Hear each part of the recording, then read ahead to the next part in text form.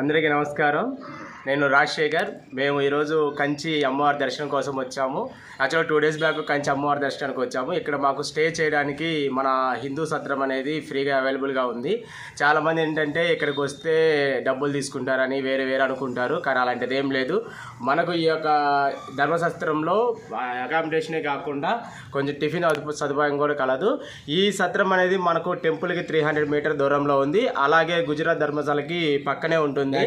చాలామంది ఏంటంటే జనరల్గా ఆటో వాళ్ళు ధర్మశాలం చాలా దూరంగా ఉందని చెప్పేసి బాడీకి ఆటో మాట్లాడుకొని 200-300 తీసుకుంటారు. అంత అవసరం ఏం లేదు. మీరు గుడి దగ్గర నుంచి నడుచుకుంటూ రావచ్చు.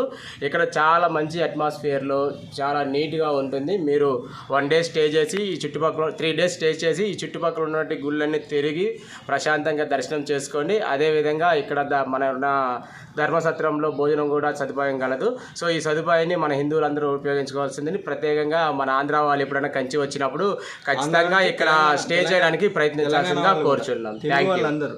తెలుగు వాళ్ళందరూ ఖచ్చితంగా ఈ అవకాశాన్ని సద్వినియోగపరచుకోవాలని కోరుచున్నాం. ప్రమోద్, హైదరాబాద్. శ్రీను, నెల్లూరు. జై హిందూ. జై హిందూ. జై భారత్ మాతకి జై. జై భారత్ మాతకి జై. జై భారత్ మాత. ఓకే.